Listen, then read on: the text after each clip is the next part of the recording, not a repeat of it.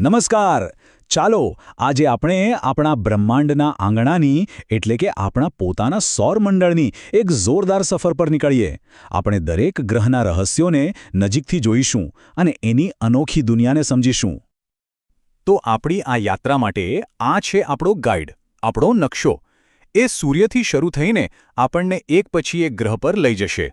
તો ચાલો સફર શરૂ કરીએ આપણા સૌરમંડળના કેન્દ્ર એટલે કે સૂર્યથી.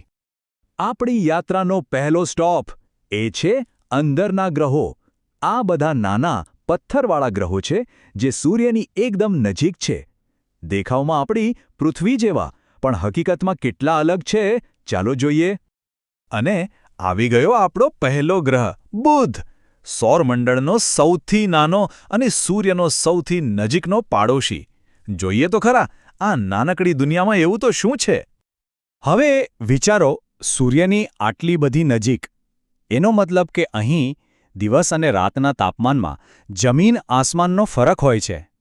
અને વાતાવરણ તો છે જ નહીં, એટલે સૂર્યની ગરમી સીધી એની સપાટી પર પડે છે, જે એને એકદમ ગરમ અને જીવન માટે બિલકુલ અયોગ્ય બનાવે છે. સારું, બુધને બાય બાય કહીને હવે આપણે આગળ વધીએ આપણા બીજા સ્ટોપ તરફ, શુક્ર, જેને આપણે સવારનો તારો કે સાંજનો તારો પણ કહીએ છીએ. આકાશમાં એની ચમક ખરેખર જોવા જેવી હોય છે. પણ એક મિનિટ, શુક્ર તો સૂર્યથી બુધ કરતાં પણ દૂર છે, તો પછી એ સૌરમંડળનો સૌથી ગરમ ગ્રહ કેમ છે? આશ્ચર્ય થયું ને? એનું કારણ છે એનું જાડું વાતાવરણ. એ એકદમ બ્લેન્કેટની જેમ કામ કરે છે અને ગરમીને બહાર જવા જ નથી દેતું. એટલે જ ભલે એ કદમાં પૃથ્વી જેવો છે અને એને પૃથ્વીનો જોડિયો ભાઈ કહેવાય, પણ એની સપાટી તો જાણે આગની ભઠ્ઠી જેવી છે. ચાલો હવે થોડીવાર માટે એક જાણીતી અને આપણી પોતાની જગ્યાએ પાછા ફરીએ. આપણું ઘર પૃથ્વી અને એનો કાયમનો સાથી આપણો ચાંદા મામા. આપણે બધા જાણીએ છીએ કે પૃથ્વી જ એક એવી જગ્યા છે જ્યાં જીવન ધબકે છે. એ પોતાની ધરી પર ફરે છે, એટલે 24 કલાકમાં દિવસ અને રાત થાય છે, જે જીવન માટે કેટલું જરૂરી છે નહીં? અને આપણો ચંદ્ર, જે રાત્રે શીતળતા આપે છે, એના પર વાતાવરણ બિલકુલ નથી, અને એટલે જ એની સપાટી પર આપણને આટલા બધા ખાડા દેખાય છે. આ બધા ઉલ્કાપિંડોના નિશાન છે. આપણા અંદરના સૌરમંડળની સફરનો આ છેલ્લો સ્ટોપ મંગળ, પેલો પ્રખ્યાત લાલ ગ્રહ જેણે હંમેશા આપણને બધાને વિચારતા કરી દીધા છે. એનું લાલ રંગ કેમ છે ખબર છે? કારણ કે એની જમીનમાં ભરપૂર માત્રામાં આયર્ન ઓક્સાઇડ છે. સાદી ભાષામાં કહીએ તો કાટ. અહીંનું વાતાવરણ એકદમ પાતળું છે, એટલે તાપમાનમાં પણ ભારે ઉતાર ચઢાવ જોવા મળે છે. અને વૈજ્ઞાનિકો તો હજુ પણ એ શોધમાં લાગેલા છે કે શું અહીં ક્યારેય જીવન હતું કે ભવિષ્યમાં શક્ય બનશે. સારું, હવે સીટ બેલ્ટ બાંધી લો, કારણ કે આપણે આ પથ્થરવાળી દુનિયાને પાછળ છોડીને સૌરમંડળના બહારના વિસ્તારમાં જઈ રહ્યા છીએ. એક એવી જગ્યાએ જ્યાં ગેસના વિશાળ દાનવો રાજ કરે છે. અને આ જુઓ, આવી ગયો ગ્રહોનો રાજા ગુરુ. આ એટલો મોટો છે કે આપણા સૌરમંડળના બાકીના બધા જ ગ્રહો એની અંદર આરામથી સમાઈ જાય. જરા કલ્પના તો કરો. ગુરુ કોઈ પથ્થરનો ગોળો નથી. એ મુખ્યત્વે હાઇડ્રોજન અને હિલિયમ ગેસનો બનેલો છે. એની કોઈ નક્કર જમીન જ નથી. અને એના પણ જે રંગબેરંગી પટ્ટાઓ અને ગોળ ગોળ વમળો દેખાય છે ને, એ ખરેખર તો એના વાતાવરણમાં સદીઓથી ચાલતા ભયાનક તોફાનો છે. પેલો પ્રખ્યાત ગ્રેટ રેડ સ્પોટ પણ એમાંનો જ એક છે. અને હા, અહીં ઠંડી પણ જબરદસ્ત હોય છે. અને આ આંકડો જુઓ, 79.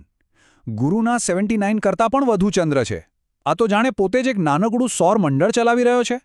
એના કેટલાક ચંદ્ર તો બુધ ગ્રહ કરતાં પણ મોટા છે. આના પરથી જ ખબર પડે કે ગુરુ કેટલો શક્તિશાળી છે. ગુરુની ભવ્યતા પછી હવે વારો છે સૌરમંડળના સૌથી સુંદર ગ્રહનો. એનું નામ છે શનિ. એની ઓળખ છે એના અદ્ભુત વલયો. દૂરથી જે આ વલયો એક સળંગ પટ્ટી જેવા દેખાય છે, એ હકીકતમાં તો બરફ અને પથ્થરના અબજો નાના ટુકડાઓ છે. અને એક મજેદાર વાત કહું, શનિની ઘનતા પાણી કરતાં પણ ઓછી છે. મતલબ કે જો આપણી પાસે એટલું મોટું પાણીનું ટબ હોત તો શનિ એમાં ડૂબે નહીં પણ તરવા લાગે. કમાલ છે ને? જેમ ગુરુનો મોટો પરિવાર છે, એમ શનિ પણ પાછળ નથી. એના પણ 62થી વધુ ચંદ્ર છે જે એની આસપાસ ફરે છે. આ ગેસનો દાનવ એકલો નથી. એની આસપાસ પણ એક આખી દુનિયા વસેલી છે. આપણી આ સફર હવે આપણને સૌરમંડળના છેક છેલ્લા અને સૌથી ઠંડા ખૂણામાં લઈ જઈ રહી છે. એવી જગ્યાએ જ્યાં યુરેનસ અને નેપચ્યુન જેવા બર્ફીલા ગ્રહો છે. અહીંથી સૂર્ય એકદમ નાનો ટપકા જેવો દેખાય છે. અને આ છે યુરેનસ, એક વાદળી લીલા રંગનો ગ્રહ જે પોતાની ધરી પર એકદમ આડો થઈ ગયો છે. એવું લાગે જાણે એ સૂતા સૂતા સૂર્યની પરિક્રમા કરી રહ્યો હોય. આ ગ્રહ વિશે આપણને બહુ મોડેથી ખબર પડી. આ સ્લાઇડ બહુ મહત્વની છે કારણ કે યુરેનસ એવો પહેલો ગ્રહ હતો જેને ટેલિસ્કોપની મદદથી શોધવામાં આવ્યો હતો. ત્યાં સુધી આપણે જે પણ ગ્રહોને જાણતા હતા તે બધા પ્રાચીનકાળથી નરી આંખે દેખાતા હતા. આ શોધે બ્રહ્માંડ માટે આપણી આંખો ખોલી દીધી.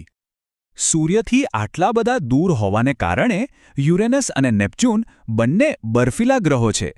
અહીંનું વાતાવરણ થીજી ગયેલું છે અને તાપમાન એટલું નીચું છે કે આપણે કલ્પના પણ ન કરી શકીએ. તો આપણી આ લાંબી અને રોમાંચક સફર હવે પૂરી થવા આવી છે. ચાલો પાછા ફરતા પહેલા એક નજર નાખી લઈએ કે આપણે કઈ કઈ અદ્ભુત દુનિયાની મુલાકાત લીધી. તો આ કોષ્ટક જુઓ. આખી સફરનો સારાંશ અહીં છે. બુધ, જે સૂર્યની સૌથી નજીક છે, શુક્ર, જે સૌથી ગરમ છે, આપણું ઘર પૃથ્વી અને લાલ ગ્રહ મંગળ. પછી આવે છે વિશાળ ગ્રહો, ગુરુ, જે સૌથી મોટો છે, શનિ, જે એના સુંદર વલયો માટે જાણીતો છે, પછી યુરેનસ, જે આડો થઈને ફરે છે, અને છેલ્લે નેપચ્યુન, જે સૌથી દૂરનો વાદળી ગ્રહ છે. દરેક ગ્રહની પોતાની એક અલગ જ ઓળખ છે, એક અલગ જ કહાની છે. તો આ સવાલ સાથે આપણે આ સફર પૂરી કરીએ છીએ. આ બધા અદ્ભુત ગ્રહોમાંથી કયો ગ્રહ એવો છે જેના વિશે વધુ જાણવાની, વધુ શોધખોળ કરવાની ઈચ્છા થાય? શું એ મંગળ પર જીવનની શક્યતા છે કે ગુરુના ચંદ્ર પર છુપાયેલા સમુદ્રો? આપણું સૌરમંડળ રહસ્યોથી ભરેલું છે અને આપણી જાણવાની યાત્રા હજુ હમણાં જ તો શરૂ થઈ છે.